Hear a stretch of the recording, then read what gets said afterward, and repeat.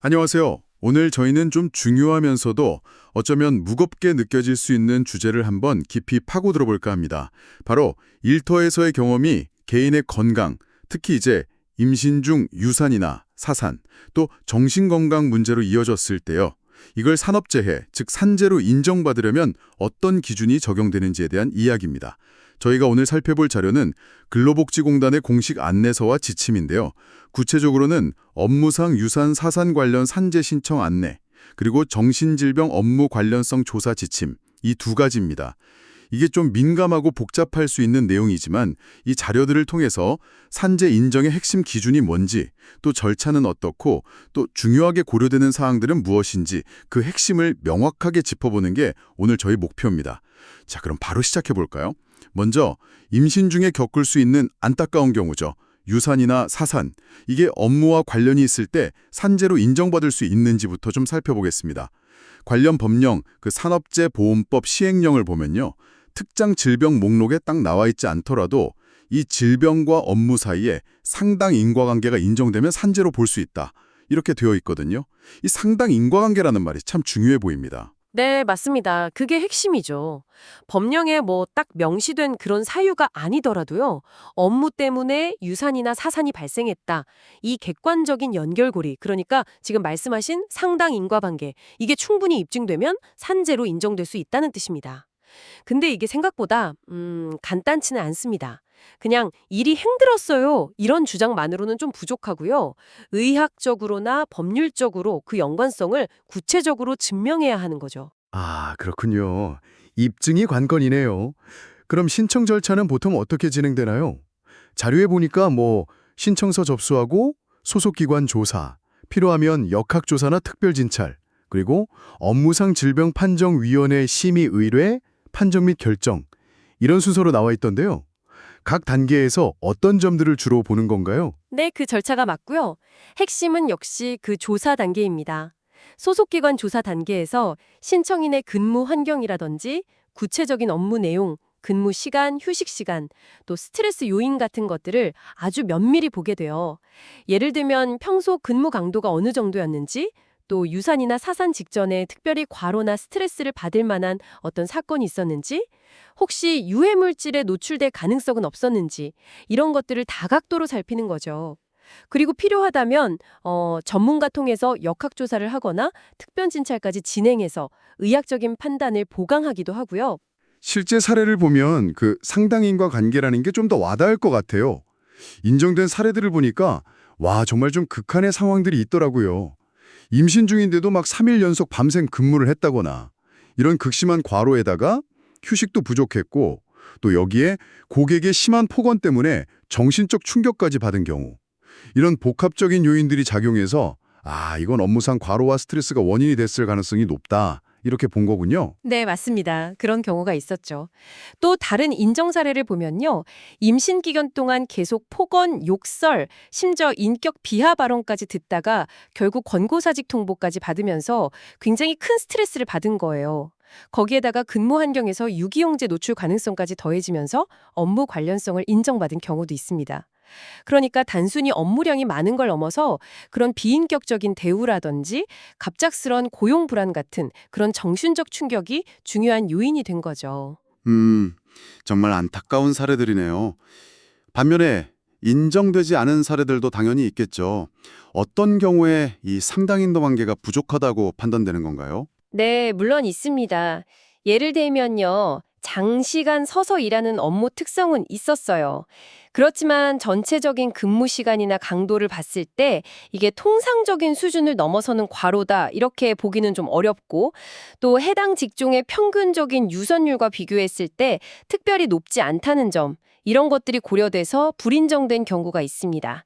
즉 서서 일하는 게 임신부에겐 당연히 부담이 될 수 있지만 그것만으로는 부족하다는 판단인 거죠. 아, 단순히 서서 일했다는 사실만으로는 안 되는군요. 그렇죠. 또 다른 불인정 사례는 마찬가지로 서서 일하는 환경이었지만 임신 아주 초기예요. 그러니까 태아 심박동이 확인되기도 전에 유산이 된 경우였어요. 이게 의학적으로 보면 임신 초기 유산은 태아 자체의 염색체 이상 같은 유전적 요인이나 아니면 산모의 내분비계 문제 같은 그런 비업무적인 요인이 주된 원인일 때가 많거든요. 그래서 이 경우에는 업무와의 직접적인 인과관계를 인정하기 좀 어렵다고 본 겁니다.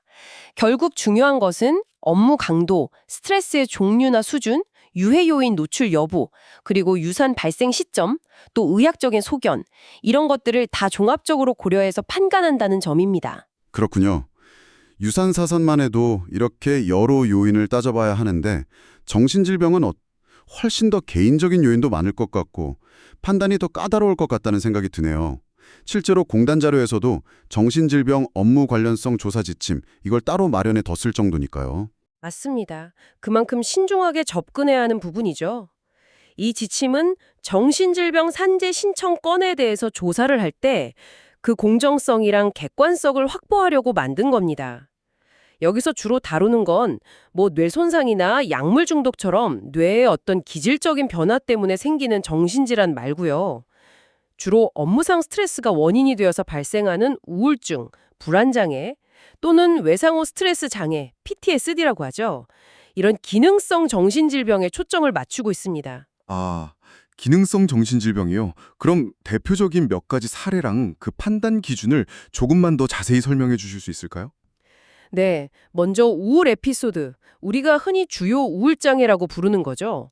뭐 지속적으로 우울감을 느끼거나 흥미나 의욕이 뚝 떨어지고 잠을 잘 못 자거나 너무 많이 자고 식욕이 변하고 집중력이 떨어지는 이런 특징들이 나타나는데요.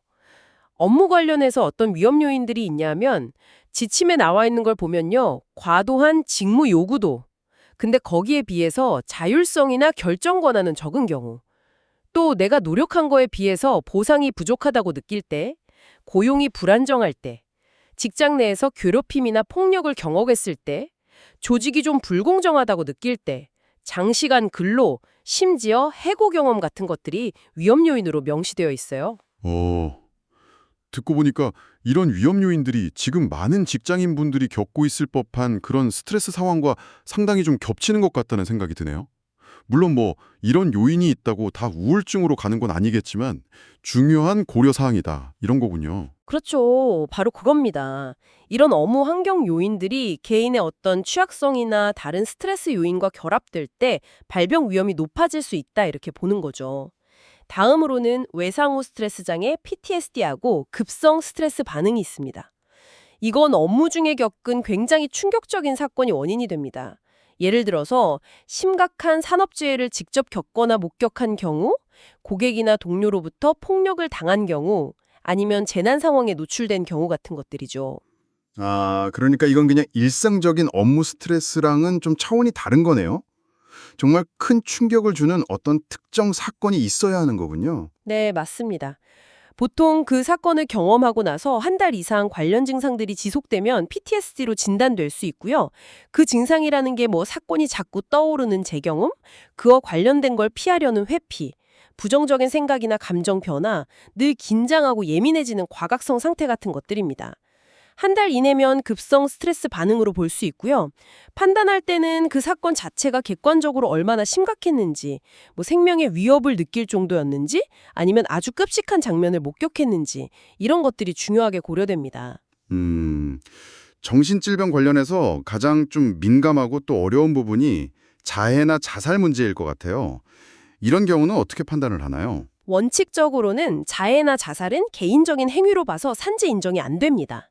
하지만 예외적으로 인정되는 경우가 딱 세 가지가 있어요. 첫째는 업무상 사유로 생긴 정신질환으로 치료를 받았거나 받고 있는 사람이 정신적으로 정상이 아닌 상태에서 자해를 한 경우. 둘째는 업무상 재해로 요양 중이던 사람이 그 재해 때문에 정신적으로 이상 상태에 빠져서 자해를 한 경우.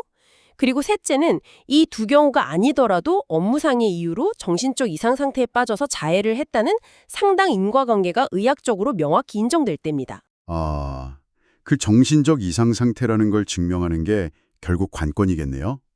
이와 관련해서 좀 중요한 판례가 있다고 들었는데요. 네, 맞아요. 대법원 판례가 중요한 기준을 제시했는데요. 2016두 58740 판결입니다. 내용을 보면 극심한 업무 스트레스 때문에 우울증 같은 게 너무 심해져서 정상적인 판단 능력이나 행동 선택 능력 혹은 스스로를 제어하는 정신적 억제력이 현저히 떨어진 상태에서 자살에 이르렀다면 설령 그 사람에게 원래 좀 개인적인 취약성이 일부 있었다거나 아니면 뚜렷한 정신병적 증상이 겉으로 드러나지 않았다고 하더라도 업무와 자살 사이에 인과관계를 인정할 수 있다. 이렇게 봤습니다. 즉, 업무 스트레스가 너무 커서 자유로운 의사결정을 할 수 없을 정도로 그 개인을 압도했다고 볼 수 있다면 산재로 인정될 수 있다는 취지죠. 와, 그 판결은 업무 스트레스와 그 극단적 선택 사이의 복잡한 관계를 법원이 상당히 깊이 있게 들여다본 결과로 보이네요. 그렇다면 이런 정신질병의 업무 관련성을 조사할 때는 구체적으로 어떤 점들을 살펴보나요? 아까 말씀하신 것처럼 그 조사 지침이 상당히 상세하다고 하셨잖아요. 네, 조사는 보통 증상이 나타나기 전 한 6개월 정도 기간 동안의 업무 내용을 중심으로 이루어집니다. 단순히 일이 많았다 이 정도 수준이 아니라 어떤 구체적인 사건이나 변화가 있었는지 그리고 그 스트레스 강도가 어느 정도였는지를 평가합니다. 지침에서는 스트레스 강도가 높은 사건들의 예시를 들어서 설명하고 있어요. 예를 들자면 장기간 입원이 필요할 정도로 심각한 질병이나 부상을 당했다거나 본인 잘못이 있든 없든 다른 사람에게 중상을 입히는 큰 사고를 겪고 그 뒷수습 과정에 관여했다거나 회사 경영에 큰 영향을 주는 중대한 업무 실수를 저지르고 나서 징계나 손해배상 책임을 추궁당했다거나 아니면 계속 저지고 집요하게 퇴직하라는 압박을 받았다거나 또는 인격 모독을 동반한 아주 심한 괴롭힘이나 폭행, 성희롱 같은 걸 당한 경우 이런 것들이 해당될 수 있습니다. 들어보니까 확실히 그냥 일상적인 업무 부담하고는 좀 구별되는 개인에게 정말 큰 충격을 줄 수 있는 그런 사건들이네요. 조사 과정에서는 이런 사건들이 실제로 있었는지 그 객관적인 사실 확인이 정말 중요하겠군요. 그렇습니다. 그래서 조사는 신청인의 진술을 충분히 듣는 것과 동시에 그 주장하는 내용이 정말로 있었던 일인지 객관적인 자료를 통해서 확인하는 데 중점을 둡니다. 근무 기록이라든지 이메일, 동료 진술 같은 것들이겠죠. 그리고 정신건강의학과 전문의의 진단서나 임상심리검사 결과 같은 걸 통해서 진단명이 적절한지도 확인하고요. 또 한 가지 중요한 것은 개인적인 요인들도 함께 고려한다는 점입니다. 예를 들어 과거에 정신질환을 앓은 적이 있는지, 가족 중에 비슷한 병력이 있는지, 음주 문제가 있는지, 성격적인 특성은 어떤지, 또 업무 외적으로 다른 스트레스 받는 일은 없었는지 등등 이런 것들을 종합적으로 고려해서 업무 관련성을 판단하게 됩니다. 특히 자살처럼 아주 민감한 사건은요. 조사 계획 단계부터 정신건강의학과 전문의 같은 외부 전문가의 자문을 받도록 해서 신중하게 진행하고 있습니다. 조사 과정 자체가 대상자에게는 좀 힘들 수도 있을 것 같은데요. 조사할 때 주의해야 할 점들도 지침에 명시되어 있겠죠. 네, 그럼요. 개인정보 보호는 가장 기본 원칙이고요. 조사 대상자의 정신 상태를 고려해서 아주 세심하게 접근해야 합니다. 예를 들어서 조현병이나 양극성 장애처럼 증상이 좀 심한 경우에는 조사자의 안전도 고려하고 대상자의 안정도 위해서 2인 1조로 조사하도록 권고하고 있고요. 그리고 무엇보다 조사 과정에서 2차 가해, 그러니까 피해자에게 추가적인 고통을 주는 말이나 행동, 그런 상황이 발생하지 않도록 각별히 주의해야 한다고 강조하고 있습니다. 특히 성희롱이나 성폭력 관련 조사는 더더욱 민감할 수밖에 없을 것 같은데요. 맞습니다. 그래서 지침에는 성희롱이나 성폭력 관련 조사를 할 때는요. 피해자와 같은 성별의 직원이 조사하는 것을 원칙으로 하고 있습니다. 그리고 피해자가 좀 수치심을 느끼거나 말하기 꺼리는 내용에 대해서 억지로 진술을 강요해서는 절대 안 되고요. 반드시 비밀이 보장되는 별도의 공간에서 조사를 진행하도록 아주 구체적으로 명시하고 있습니다. 피해자의 입장을 최대한 존중하고 보호하려는 노력이 담겨 있는 거죠. 네, 오늘 저희는 근로복지공단의 공식 자료를 바탕으로 업무상 유산, 사산, 그리고 정신질병의 산재 인정 기준과 그 조사 절차에 대해서 상당히 자세히 살펴봤습니다. 들어보니까 핵심은 결국 그 상당 인과관계를 입증하는 것이고 이걸 위해서 아주 구체적이고 다각적인 조사가 이루어진다는 점인 것 같아요. 단순히 일 때문에 힘들었다는 어떤 주관적인 호소만으로는 부족하고 객관적인 증거와 또 의학적, 법률적 판단이 뒷받침되어야 한다는 의미겠죠. 네, 그렇습니다. 오늘 저희가 살펴본 기준과 절차는 이미 발생한 좀 안타까운 결과에 대해서 사후적으로 인과관계를 따지고 판단하는 그 과정에 초점이 맞춰져 있었죠. 여기서 한 걸음 더 나아가서 저는 이런 질문을 좀 던져보고 싶습니다.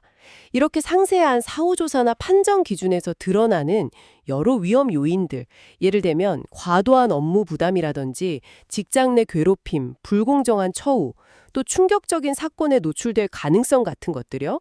이런 것들을 우리 사회나 개별 사업장에서는 어떻게 미리 파악하고 관리해서 애초에 이런 심각한 건강 문제나 산재 신청으로까지 이어지는 상황 자체를 예방할 수는 없을까요? 이 질문에 대한 고민과 또 실천이 오늘 저희가 나눈 이야기의 진정한 의미를 완성하는 길이 아닐까 싶습니다. 귀하께서도 한번 생각해 보시면 좋겠습니다.